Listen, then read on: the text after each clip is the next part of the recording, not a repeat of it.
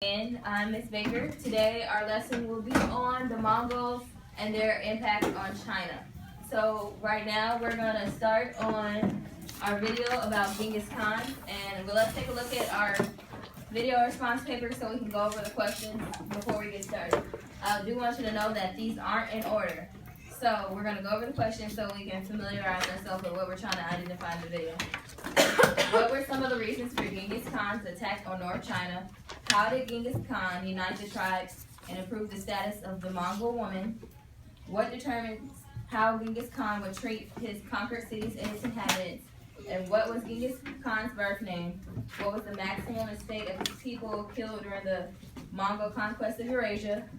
What cities' destruction by one of Genghis Khan's descendants infuriated another Khan, and which was not a feature of the Mongol Empire? So, number one, we're not going to do that one. We're going to start on number two, okay? So just be looking for everything for number two down. Exit out. Any questions? Exit out. Yeah, you can exit out. Are we ready?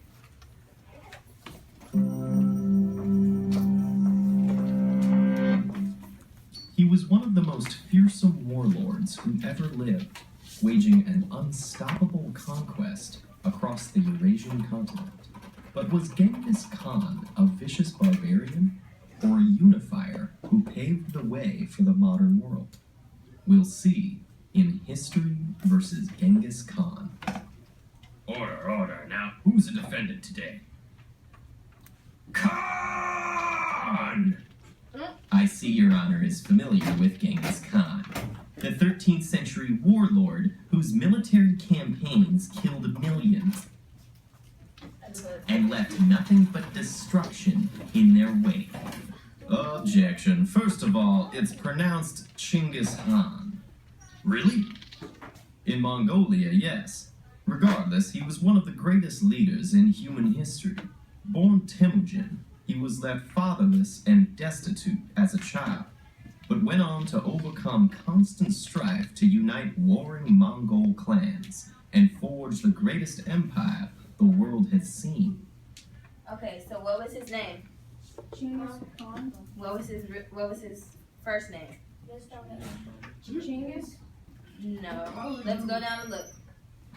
What is it? Which one of the answer choices? They just said it.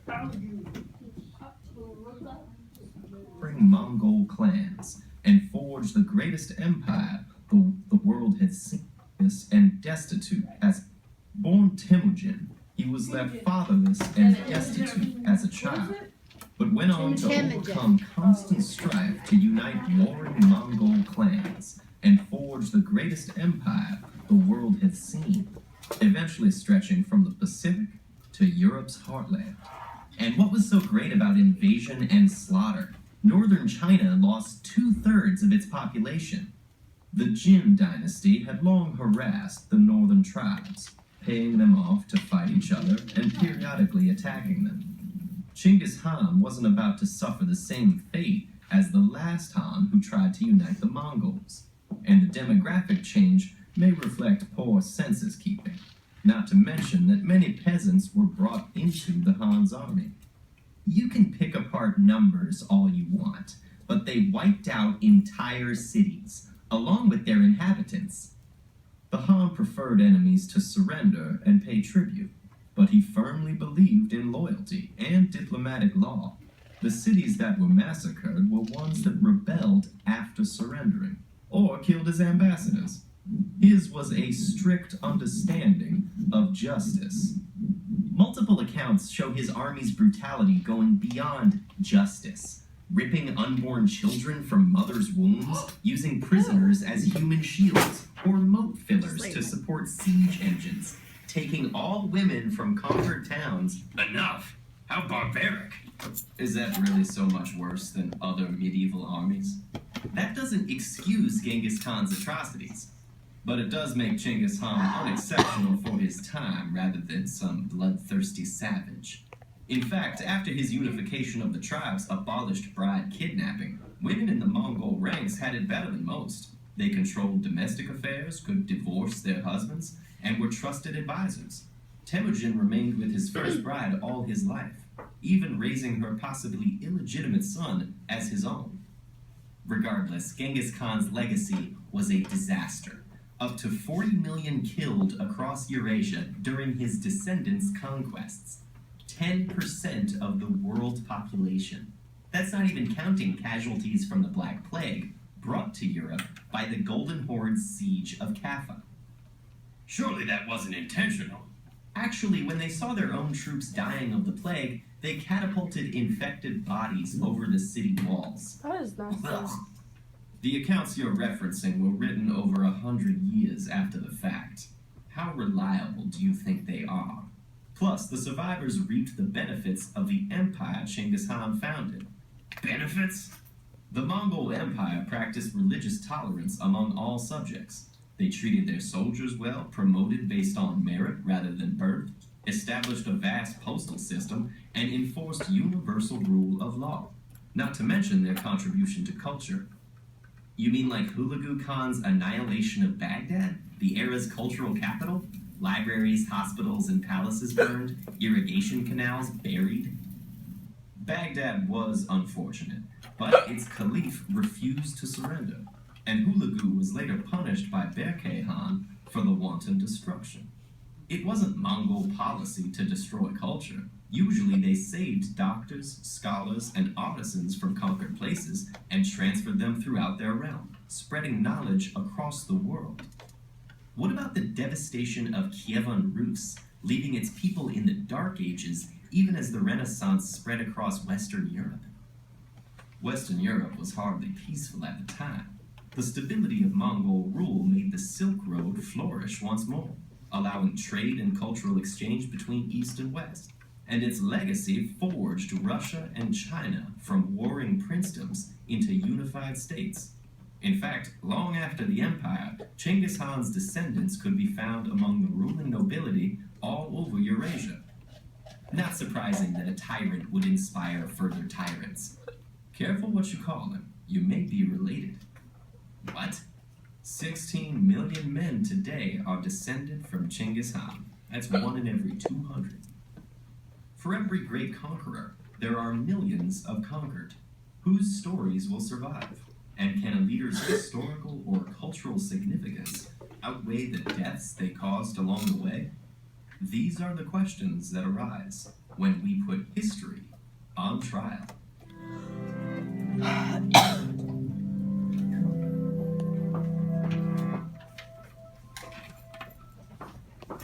Hey, who would like to? No, not who. Is Bobby here? Yeah. Bobby, can you help me answer? How did Genghis Khan unite the tribes and improve the status of women?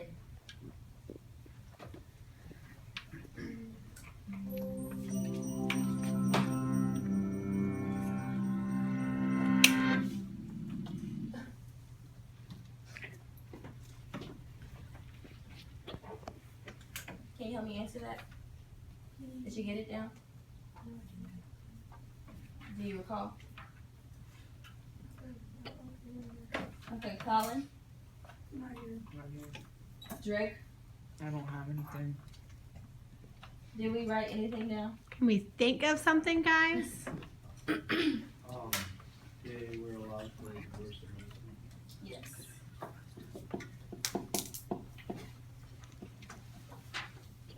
There were a lot of divorce. What else? Go ahead. They were trusted advisors. Yes. They were trusted advisors.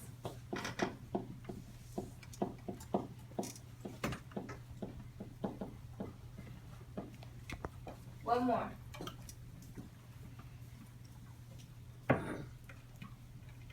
When the men went away, who ran? They control domestic affairs. Yes. So they were domestic officers as well. Good job.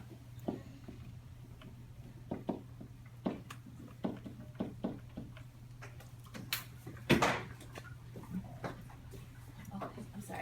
I don't know his name.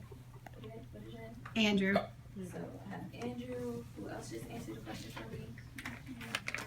Noah. Andrew. Noah. Listening again. Noah. Noah. Okay.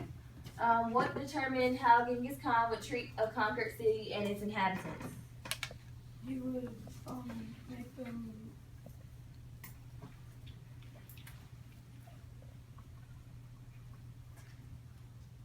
How would he treat the people that he conquered? He'd have them surrender and pay tax. Would you? Okay, I can hear you. Say it loudly, because you're okay. He had them. He had them surrender Yeah, he had them surrender. and pay. How did he treat them? How did he treat them if they surrendered? How did he treat them? Had to pay a fine. Not quite. He gave them some privileges. Okay. Yeah, so the people who surrendered, they got, they were treated like anybody else in the kingdom. So I'm gonna say submitters were treated well.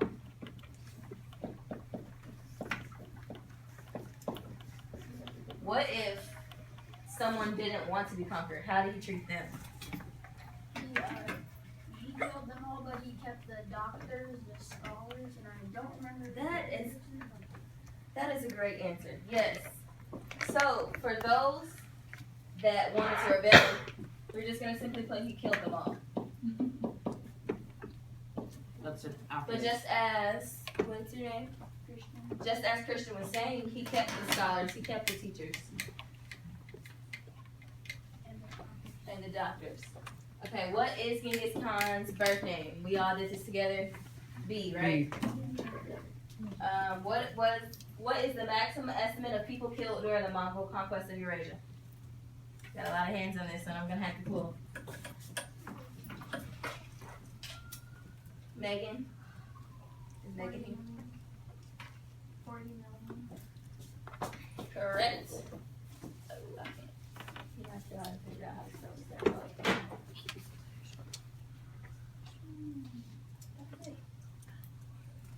Wait, did you guys get those answers first before I Yeah. erase it? Okay, awesome. You can circle it and then tap together. Oh, no, I'm not that efficient. It's okay. Okay, what city destruction by one of Genghis Khan's descendants infuriated another Khan? Another one. Nope. C. Baghdad, that's correct. I have a lot of great answers in this class. I'm just gonna have to bring something for y'all. Which was not a feature of the Mongol Empire? Who have I picked? Go ahead. C. No. They were part of the Silk Road. Correct. That is what they lacked. Some sort of political system. They were all strictly military. So we're gonna look at another video, and we have this one has more interaction and it's more about the entirety of the Mongols' rule and their impact on China. In between the video, there will be questions, and I will pick a person or two or three to come pick a response, and then we'll see if you were listening or not, because it'll tell you if you're right or wrong. Hi, I'm John Green. This is Crash Course World History, and today we're going to discuss, wait for it, the Mongols. So you probably have a picture of the Mongols in your head. Yes, that's the picture. Brutal, bloodthirsty, swarthy, humorously mustachioed warriors riding the plains, wearing fur, eating meat directly off the bone, saying bar, bar, bar, bar, bar, bar, bar. In short, we imagine the Mongol Empire as stereotypically barbarian. And that's not entirely wrong. But if you've been reading recent world history textbooks like we here at Crash Course have, you might have a different view of the Mongols, one that emphasizes the amazing speed and success of their conquests. How they conquered more land in 25 years than the Romans did in 400, how they controlled more than 11 million contiguous square miles. And you may even have read that the Mongols basically created nations like Russia and even Korea. One historian has even claimed that the Mongols smashed the feudal system and created international law. Renowned for their religious tolerance, the Mongols in this view created the first great free trade zone, like a crazy medieval Eurasian NAFTA. And that's not entirely wrong either. Stupid truth, always resisting simplicity. Okay, so according to John Green, what should be included with the Mongols' legacy? They created international law, the speed and success of their conquest, They created the nations Russia and Korea. They controlled more than 1 million square miles. They were brutal, bloodthirsty barbarians. They conquered more land in 25 years than the Romans did in 400. They promoted religious tolerance, and they created a free trade zone. Let me get one person, you from row 1, come select the answer. Anybody in row 2? No? Okay. Yes? You can come pick it yourself then. Row 3, you. 3, 2, 1. Gotta pick an answer. Thank you. Thank you. Thank you. Row 4. Oh, which one? Which one did you want? Top one? Okay. Come on up. Anybody from row 5? Come on up. Anybody else? Do you see anything else?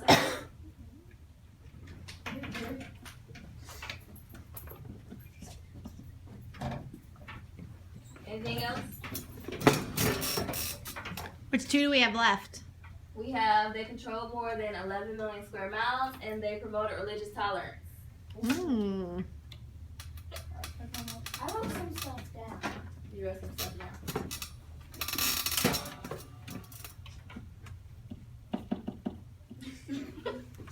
Okay, let's review our answers before we submit them. So they created international law. Yes, we heard that in the video. Does everybody agree? Their success was speedy. They succeeded quickly. They created the nations Russia and Korea. They control more than 11 million square miles. Yes? No? Y'all didn't hear that in the video? Did you hear that in the I video? didn't hear it, but They were brutal, bloodthirsty barbarians. Yeah. Now we're speaking of the Mongol legacy. So should that really be a part of their legacy? These are the things they did. This is just an opinion. So should this be a part of their legacy? We're gonna uncheck that one. They conquered more land in 25 years than the Romans did in 400. We heard that. They promoted religious tolerance. Did we hear that? yes. Yes, we did. And they created free trade zone. Yes. So we agree with all the answers selected. Let's see. Correct.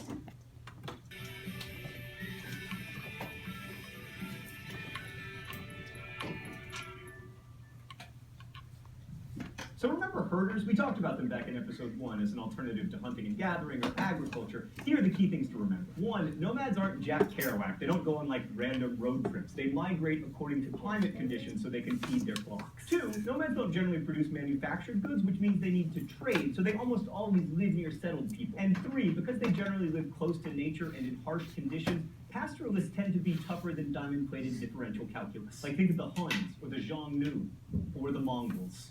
Okay, Stan, that's no. Back to me. Come, Stan, I am the star of the show, not the Mongols! Hi. Sorry about that. Right, so one last thing. Pastoral people also tend to be more egalitarian, especially where women are concerned. Paradoxically, when there's people around, humans tend to share more. And when both men and women must work for the social order to survive, there tends to be less patriarchal domination of women, although Mongol women rarely went to war. I can't tell your gender. I mean, you've got the pants, but then you also have the floopity flop. So that's the technical term, by the way. I'm a historian. If you had to choose... Okay, as a nomadic tribe, the Mongols believe in the principle that all people are equal and deserve equal rights and opportunities. Is that true or false? Hey, you raise our hand. False? Does everybody agree with him? Obviously not. Does everybody agree? Yeah. Why do you think it's false? Because the women, it's that only some of them were allowed to go to war, but not all of them. Yes, but in most countries, women weren't even allowed to go to war. So the fact that they allotted some women, that is, some type of freedom. And also they spoke of the religious freedom, I believe. That if Muslims could come practice, Christians could come practice. So the Mongols did really, they treated everyone equal. So I'm gonna go with true. pastoral nomadic group to come out of Central Asia and dominate the world, you probably wouldn't have chosen the Mongols. Because for most of the history we've been discussing, they just hung out in the foothills bordering the Siberian forest, mixing, herding, and hunting, quietly getting really good at archery and riding horses. Also, the Mongols were much smaller than other pastoral groups like the Tatars or the Uyghurs. And not to get like all great man history on you or anything, but the reason the Mongols came to dominate the world really started with one guy, Genghis Khan. Let's go to the thought bubble. The story goes that Genghis, or Chinggis Khan, was born around 1162 with the name Temujin to a lowly clan. His father was poisoned to death, leaving Temujin under the control of his older brothers, one of whom he soon killed during an argument. By 19, he was married to his first and most important wife, Borte, who was later kidnapped. This was pretty common among the Mongols. Temujin's mom had also been kidnapped. In rescuing his wife, Temujin proved his military mettle, and he soon became a leader of his tribe, but uniting the Mongol confederations required a civil war, which he won, largely thanks to two innovations. First, he promoted people based on merit rather than family position, and second, he brought lower classes of conquered people into his own tribe while dispossessing the leaders of the conquered clans. Thus, he made peasants love him. The rich hated him, but they didn't matter anymore because they were no longer rich. With these two building block policies, Temujin was able to win the loyalty of more and more people, and in 1206 he was declared the Great Khan, the leader of all the Mongols. How? Well, the Mongols chose their rulers in a really cool way. A prospective ruler would call a general council called a Kurultai, and anyone who supported his candidacy for leadership would show up on their horses, literally voting with their feet. Mr. Green, but horses don't have feet. They have hooves. I hate you, me from the past. Also, no interrupting the thought bubble. After uniting the Mongols, Genghis Khan went on to conquer a lot of territory. By the time he died in his sleep in 1227, his empire stretched from the Mongol homeland in Mongolia all the way to the Caspian Sea. Thanks, Thought Bubble. So that's a pretty good looking empire, and sure, a lot of it was pasture, or mountains, or desert,